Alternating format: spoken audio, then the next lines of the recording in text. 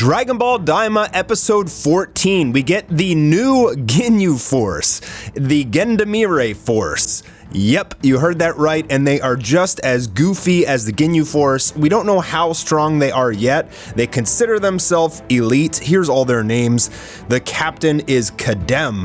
Number 2, Danima. Number 3, Hylia. Number 4, Mashim. And number 5, Gaimoi. So about half the episode focuses on these guys, and I'm not really sure what their role is going to be. I mean, are there really going to be a challenge? I seriously doubt this. Probably more gag characters than anything, because we actually do just see them like shooting their guns, and that's their power. I guess they just use weapons just like everybody else. They don't even really seem to be that strong at all, so it's probably just comedy and more Red Rocket fodder, I guess. Goku and company try to go to Warp Sama so they can get to the first demon world and get the last Dragon Ball, but Warp Sama is asleep. He's been deactivated by Goma and Degesu.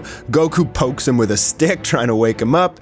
They see that the gates are closed by this spell, essentially, and you can't go through it without Warp Sama. Goku tries to poke it with his power pole and ends up getting electrocuted, which is where we saw him from the next episode preview, like falling down all damaged.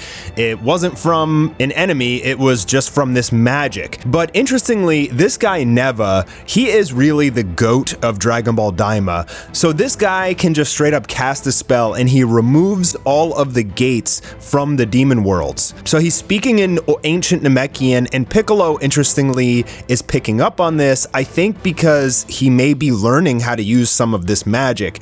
But in any case, Neva's magic was able to inflict so much damage on Goku like that, it just knocked him out. He's able to recover though, but this guy can create Dragon Balls. He can turn Dragon Balls that are stone into regular Dragon Balls again.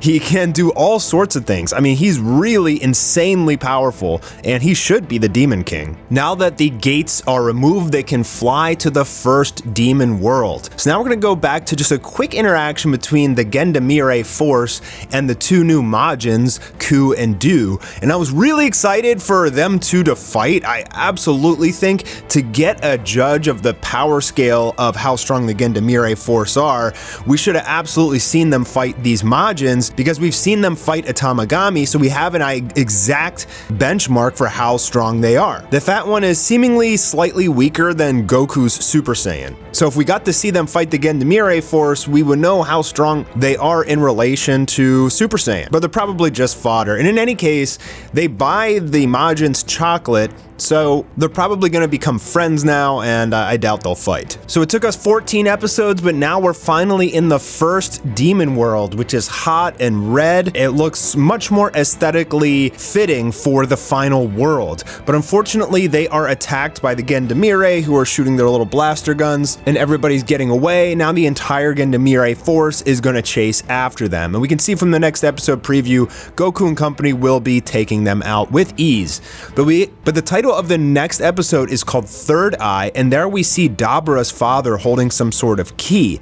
So I guess King Goma is finally going to take his place as becoming the big bad of this series. He needs to get this third eye and then either transform or get some crazy power, and I'm assuming he'll become stronger than the Tamagami and give Goku, Vegeta, and company an actual challenge. Yeah, so not really too much happened in this episode. We got introduced to the Gendamire Force, and we got to the first demon world, and that's pretty much it.